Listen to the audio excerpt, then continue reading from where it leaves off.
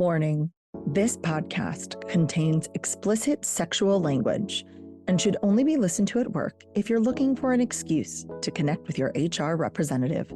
Additionally, all mentions of the word women include cis, trans, NB, genderqueer, gender fluid, and those still figuring it out.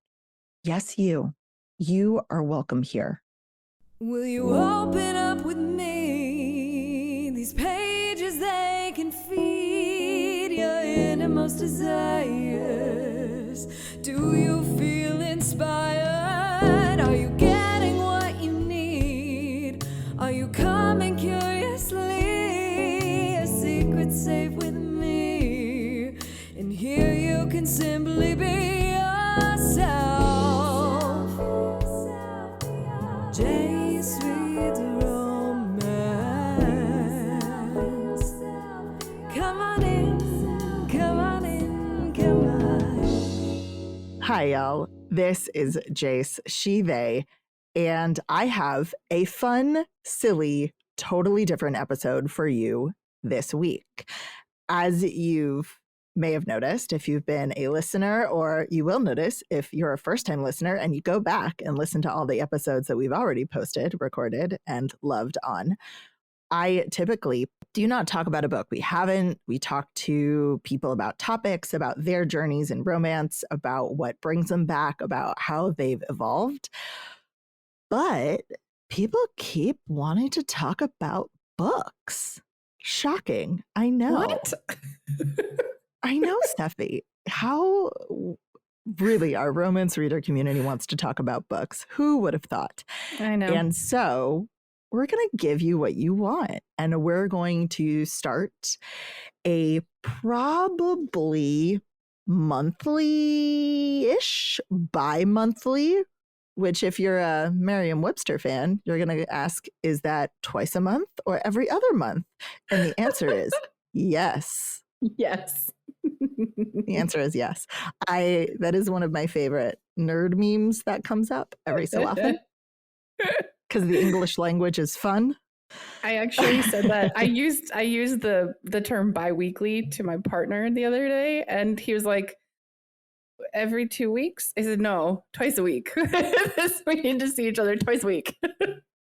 It is one of those, it's a word that feels like it should have one definition, and it doesn't, or that prefix. So like semi-annually or biannually, bi-weekly, bi-monthly, it does not have a set meaning. Nope. And therefore requires further clarification. On a completely different note, are you someone who believes that this Friday is this Friday and next Friday is next Friday, or is next Friday the next Friday?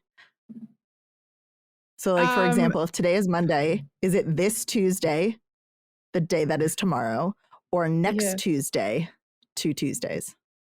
No, this Tuesday would be like, if it's Monday, this Tuesday would be tomorrow, and next Tuesday would be the next week. I am the same way, but some people think next Tuesday also means tomorrow. What? I know. No, they're wrong. I know. I think they're wrong too. Anyway, we are going to start a bi-monthly, every other month book club episode. Because this is the first one, we're going to start, and we really want to read this book. Both of us, both Steffi and I want to read this book. It is going to happen for the first one, the first week of April 4th. So if you are someone who likes to plan things in your calendar, look forward to it. And we are going to be talking about Katee Robert's book, Hunt on... Actually, let me make sure I say the whole thing correctly. There are too many books. Hunt on Dark Waters. I have had this on my TBR for a while, and the second book in this series comes out in the spring, so I needed a little kick in the butt to read it. So I'm making Seffi help me. Yes. I'm excited though. This will be my first Katee Robert book ever. And I'm excited. If it were anyone but you, I'd make a joke about corrupting them to the dark side, to the kink side. Oh yeah, you can't. No. Not at all. Nope. But I'm really excited to talk about a book in a more formalized way. If you follow me on Mhm. social media, if you go to jacereadsromance.com, I do a lot of it in writing. And what's particularly funny is I'm not a great writer. I leave it to the experts. So I'm very excited to be able to espouse with I'm very excited to get to expound on my feelings about a book ad nauseum for Seffi to deal with and Michael to edit. Yes. Yes. So I love it. I know. So this episode is number 1. We're going to be doing this book club. If you want to know the book when the episode comes out, again, it will come out on April 4th. It is Katee Robert's book, Hunt on Dark Waters.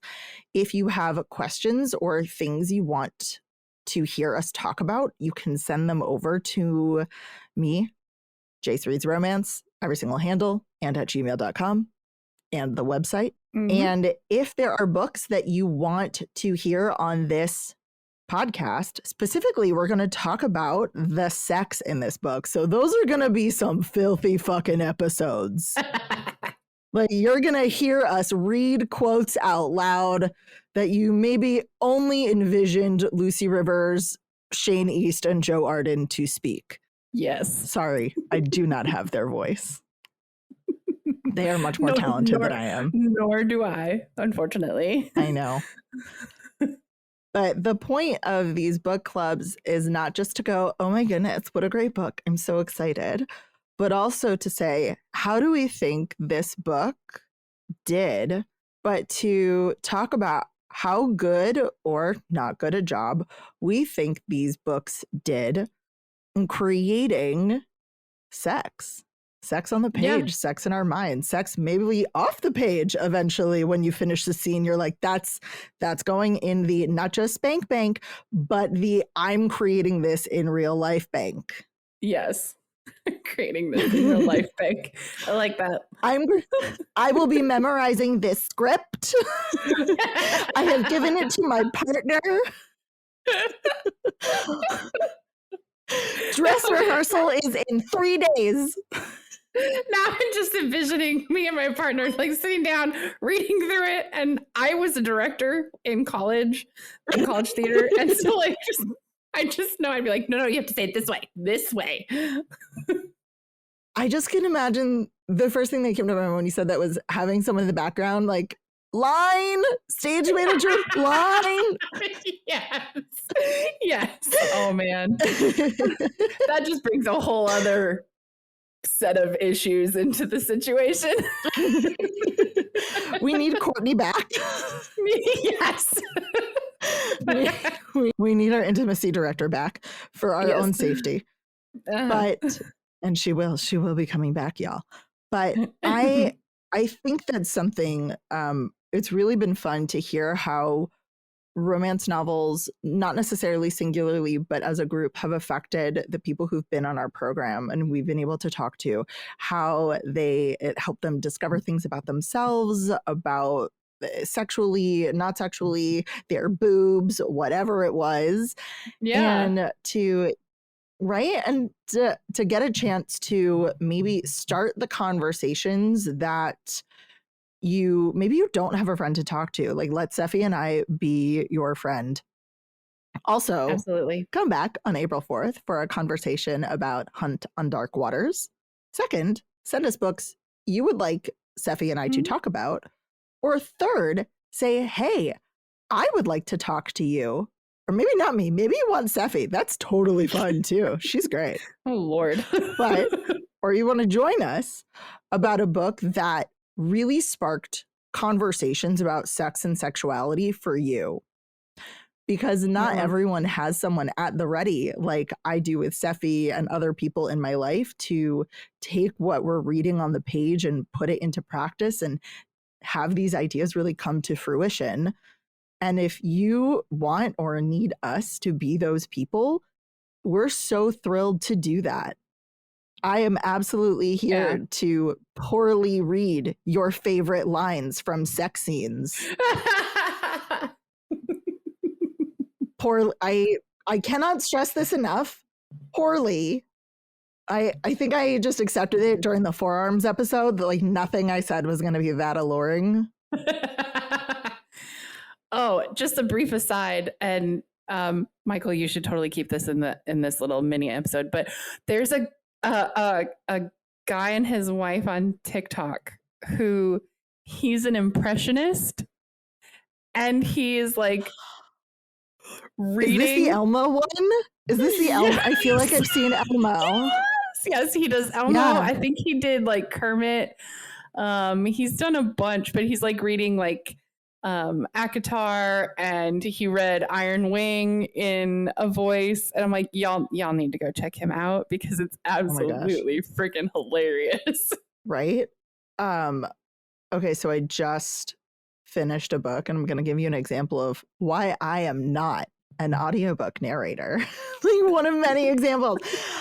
But something that I loved, and we've talked about in episodes as a thing that doesn't exist, but I'm so glad. I mean, it kind of doesn't exist in this book, but the conversation is there a little bit, at least in the brain. So this is from Cleat Cute. Oh my goodness. So spicy. Does not look like it's going to be as spicy as it is from the cover. It kind of icebreakers you in that way. Oh. I know. I love how that's a verb now. A verb? Icebreakers you in. Icebreakers you that way. If you know, you know. Yes. If you don't, go look at it. Go look at the image of Icebreaker. It looks adorable. It is not. I mean, it is, but it isn't. But like one of the things that we've talked about on this podcast several times is sometimes unrealistic sex. And one of the things that's still not always talked about, or I think stated very well, is sometimes women only have one orgasm in them. It's mentioned men can have only one orgasm, and whatever refractory period they've got is whatever. But women often are portrayed as having multiple orgasms, 5 or 6. They fall down the wall, blah, blah, blah, blah. And if you're someone who can only have one and you're done, that can be a little disheartening. And so in this book, now I will preface this by saying after this thought, she does have multiple orgasms, so fine, whatever. But until this moment, the quote is, Grace doesn't even know if she can come again, but it's not exactly a hardship to let Matthews try. Like this is, and that's just such a little moment. But for me, it was one of the few times that I've ever heard a woman not say, oh yeah, I've got a bajillion in me or whatever, unless it's forced orgasms, which is a totally different scenario. Yes. But having just that little moment, even though, you know, you want a scene, you want a little bit more excitement. She's already gotten off with her hands. She's going to get her off again with her hands and then with her mouth. All these scenes, they are long and they are spicy and they are great. That needs to go on my TBR. Totally. It is. And it's a good, I was excited for it because I read a lot of sports and this, you know what? Maybe that's another one. Put it on the back burner for a potential, future month. But right? Going back to our conversation about boobs. Yes. You remember from Kayla's episode, rarely are boobs talked about as beautiful unless they're big. They're like, oh yes, they overflowed my hands and they bounced and they're this and they're that. And I will say the only part that I highlighted is these 2 sentences, but it's in the midst of a paragraph espousing poetic about how much Grace loves Phoebe's body. And the quote is, Phoebe's boobs are so small, Grace can almost fit one in her mouth if she opens wide enough. She sucks in as much as she can, and Phoebe's hips come off the bench. I love that. Like it's inclusive. Like, because there's so much about romance that just focuses on one body type or one like characteristically body type, whatever. That was a really weirded phrase, but you understand what I'm saying. Yeah. And I like that authors are trying more and more now to make it not that way. Mm-hmm. And to do more representation with other types. Exactly. And this isn't to say that everything that came before this is wrong or bad or anything, because we all started somewhere, and there was something even in those books that describe women as stereotypically X, Y, or Z that, you know, maybe you don't fit into that box. I don't often fit into that box. But there was still something about the scenes and the way sex was written and the romance and the passion that drew you in. So we're not knocking everything that came before. We're just celebrating the evolution, as it were. So if you have never heard of Hunt on Dark Waters by Katee Robert, the book that we will be reading for our episode coming out April 4th, here's the back cover just to give you a little taste. A stern captain meets his witchy match in this captivating first fantasy romance novel in the Crimson Sails series. Like I said, book 2 comes out in the spring. Yes. Evelyn is a witch with a perfect storm of impulses, terrible taste in bed partners, sticky fingers, and a lust for danger. After she steals from her vampire ex and falls through a portal to another realm, she's fished out of the water by a band of seafarers and their telekinetic captain. She's immediately given a choice: join their ship's crew or die. Bowen has no memory of his life before he became one of, oh my gosh, I'm not going to be able to pronounce this name. Quinn and Win. Yeah, tell me how badly I pronounce that name. I am sure it is something beautiful and Gallic, and it's not happening. There are accent marks that do not exist in the English language. Looks like Welsh to me. He and his band of pirates are bound by vow to patrol through Threshold, the magical sea between realms, keeping the portals to other worlds safe. When he rescues Evelyn, he doesn't expect to be attracted to the unflappably brassy pickpocket. The longer he spends in her presence, the more he begins to question if his heart is the next thing she'll steal. But as tension heats up between Bowen and Evelyn, the danger at sea escalates as well, because Evelyn has no intention of keeping her vows to the Quinn Anwin. And if she betrays the crew, both she and Bowen will pay the ultimate price. Ooh. Sexy pirates. Sexy pirates. There's also like a secret vampire. There's a vampire. I know. Yeah. You can't go wrong with sexy pirates. Or vampires. No. I'm super thrilled because I know the next book that comes out connects to Court of the Vampire Queen, which is the perfect amount of spice plot for me some days. It was everything I wanted and expected. And I do not, honestly, when there like became a stretch of 20 pages where they didn't have sex, I was disappointed. I was really not happy with that. I wanted like every 10 pages. I got to 20 and it didn't have, I was just not okay with that. that is pretty much a spice level, like it's a spice level almost 5. It's as close to a 5 as you can get. Nice. In a book. That and pucking around. Icebreaker is pretty close, I have to say. There's a lot of smut in that one. Yeah, but you said not a lot of smut kink. In the book. Oh, in Icebreaker, there's no kink whatsoever. It is completely vanilla, which is fine. Which is fine. Vanilla people have sex too. Yes. We are not saying that doesn't happen. That is not what we're saying. No, absolutely not. No, it was, I think for the shock value that I was seeing people have about that book, I expected it to be something shocking. But this is where we come back to what's shocking for us might not be shocking for you, or what is shocking or scandalous or titillating or kinky is not the same for everyone. So yes, we're starting with Hunt on Dark Waters by Katee Robert, but if you are someone who, there's another book, Love in Other Words was absolutely like the extreme of your sex, the smut that you read or the spice level that you read, you know what?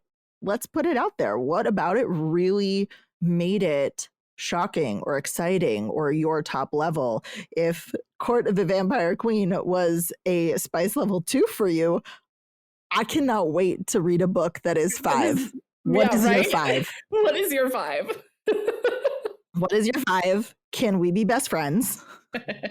But yeah, I'm really excited to dive into this book to have an excuse to put it a little bit higher on my TBR. Sephi, what are you most excited about? Really, I'm most excited about reading Katee Robert because you've hyped her up with like her Greek god series Neon and Gods and yes, Wicked Villains and yes, all of them. yes, All of them. And I mean, Sephi is short for Persephone. I like Greek mythology, so. Oh man, I'm really excited. I'm really thrilled. Thanks, y'all, for getting through this little mini announcement episode. I hope to hear from y'all. What are books that you would like to deep dive? Do you want to join me and record your own book club episode? And what are questions, quotes, things you really want to make sure we mention when we talk about this book? That's it for today, y'all. This has been a 3 Paws Productions podcast. Our producer is Sephi. Michael Achenbach is our patient editor. Our theme song is written and performed by Diana Weishauer. You can find show notes and so much more at jacereadsromance.com. That's JAYCE Reads Romance. Follow along on TikTok and Instagram at Jace Reads Romance. If you'd like to ask a question or share a story for the podcast, call and leave a message at 661-JACE-RR. That's 661-529-2377. Or send an email to jace@jacereadsromance.com. Finally, like and subscribe so you can get every episode when they drop. You can also leave us a review to help others find us. And remember, this is Jace holding space for you.